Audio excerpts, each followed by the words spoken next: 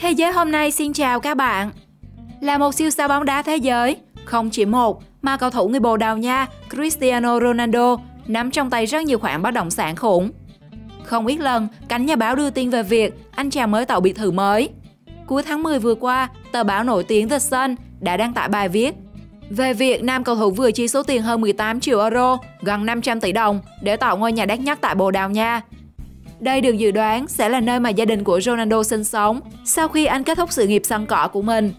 Theo nhiều thông tin rò rỉ, căn nhà 3.000 m² của người đàn ông 37 tuổi này ban đầu chỉ có giá khoảng 12 triệu euro.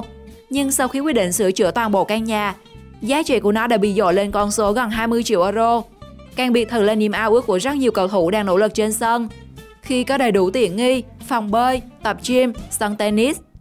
Đó là chưa kể đến phần sân gara, nơi có thể chứa hơn 20 chiếc xe hơi của gia chủ và khách đến thăm nhà. Không chỉ Ronaldo, rất nhiều cầu thủ khác cũng đang sở hữu cho mình những căn biệt thự rộng lớn. Hãy cùng Thế giới hôm nay khám phá thêm về những căn biệt thự khủng nhất của các cầu thủ đang tham gia World Cup nhé.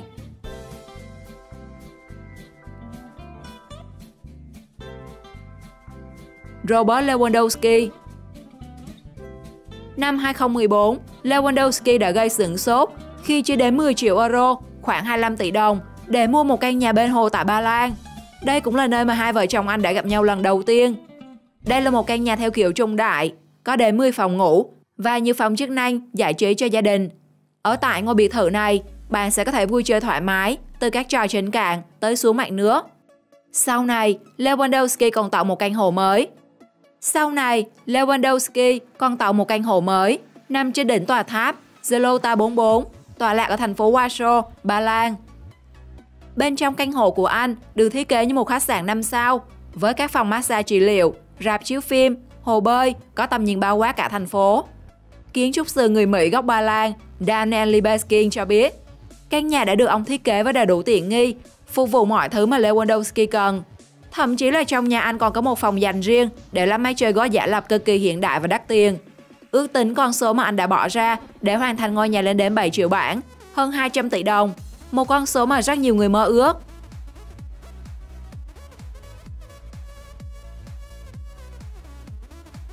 Neymar. Bên cạnh việc là một cầu thủ nổi tiếng với nhiều pha ghi bàn đẹp mắt, Neymar còn được biết đến như một dân chơi thứ thiệt. Khi luôn chìm đắm trong các buổi tiệc tùng, anh chơi xa xỉ. Do đó mà ngay cả đến những căn nhà của anh cũng nổi bật và xa hoa không kém. Trong số đó, có lẽ căn biệt phủ ở Rio de Janeiro, Brazil là hoành tráng nhất. Tọa lạc tại khu bất động sản siêu độc quyền có tên Portobello, ở khu nghỉ mát Mangaratiba, cách bờ biển khoảng 60 dặm. Có ngơi 10.000 m² được ví như một thiên đường nghỉ dưỡng dành cho kẻ có tiền. Nhìn từ trên cao, nhiều người có thể lầm tưởng đây là cả một khu resort cao cấp thay vì nhà riêng. Bởi nó có cả hồ bơi, sân tennis, sân bóng chuyền, thậm chí là bên trong nhà còn có một căn hầm rượu với số lượng lên đến 3.000 chai. Không nhiều cầu thủ có thể nói ngôi nhà của họ có sân bay trực thăng và cầu cảng, nhưng Neymar thì có thể. Biệt thự của anh có hẳn một nơi để cập bến du thuyền Embraer Phenom 100E dài 5 mét của mình. Thậm chí anh còn thường xuyên check-in với chiếc trực thăng cá nhân đáp trên sân nhà. Biệt phủ đã được nam cầu thủ tạo về năm 2016 với giá lên đến gần 8 triệu đô, gần 200 tỷ đồng tiền Việt, đắt hơn cả căn nhà tại khu Madeira của Ronaldo lúc bấy giờ.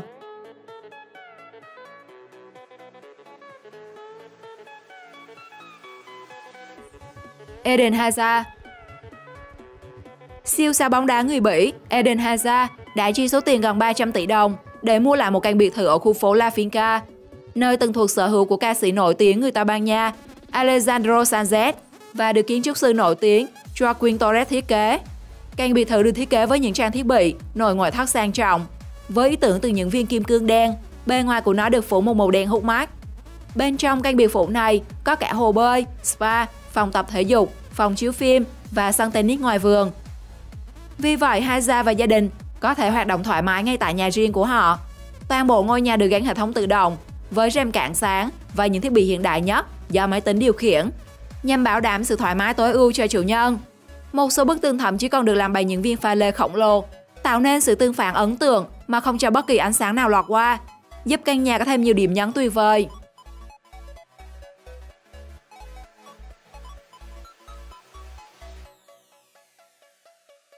Kylian Mbappé. Sau khi chuyển sang PSG, Kylian Mbappé đã chuyển đến sống tại một căn penthouse 600m2 tại khu Neuilly-sur-Seine, Paris, có tầm nhìn thẳng trực diện ra tháp Eiffel.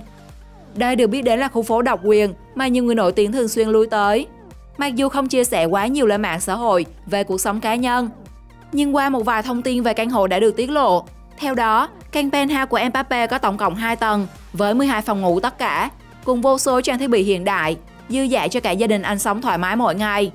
Và với một người xem giày là một niềm đam mê vô hạn như Mbappé, thì anh luôn dành ra một khung trời riêng cho sở thích của mình.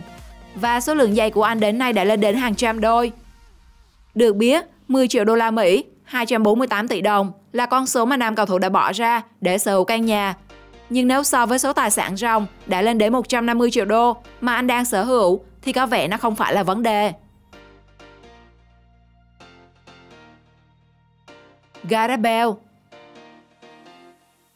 Năm 2018, theo tờ báo The Sun, Gareth Bale là vận động viên dưới 30 tuổi giàu nhất nước Anh.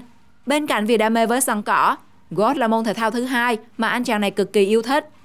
Thời còn chơi tại Real Madrid, sân golf thậm chí còn gần hơn cả quãng đường của anh đến sân tập mỗi ngày.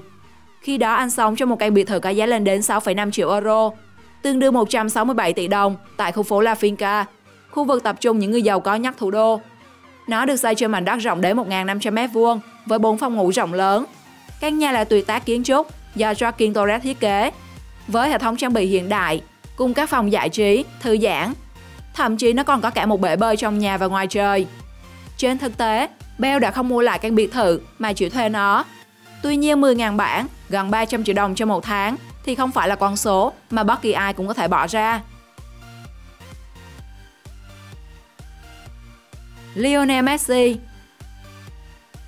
Nằm ở khu vực Castel de Fel, sát bờ biển Địa Trung Hải, khu vực sinh sống của chân sút nổi tiếng Messi cũng không phải dạng vừa, mà nó cực kỳ đắt đỏ.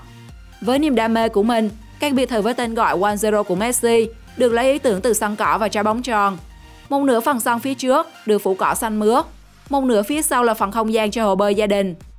Nội thất trong căn nhà của Messi cũng được trang trí theo phong cách Địa Trung Hải, với những bức tường sáng màu cùng sàn gỗ, tông màu chủ đạo là nâu và màu be, đồ nội thất có màu nâu. Với thiết kế này, căn nhà của Messi trở thành một trong những căn biệt phủ lớn nhất trong dàn cầu thủ nổi tiếng trên thế giới. Gần đây, Messi lại tiếp tục tạo nhà khi chi đến 3 triệu bảng Anh, gần 90 tỷ đồng, để mua một căn biệt thự đầy đủ tiện nghi tại thành phố quê hương Rosario. Những hình ảnh chi tiết về căn biệt thự vẫn chưa được nam cầu thủ tiết lộ nhiều. Bạn thấy ấn tượng với biệt phủ của cầu thủ nào? Chia sẻ cho mọi người biết dưới phần bình luận nhé! Theo dõi kênh để cập nhật thêm nhiều thông tin thú vị khác. Giờ thì xin chào tạm biệt và hẹn gặp lại các bạn!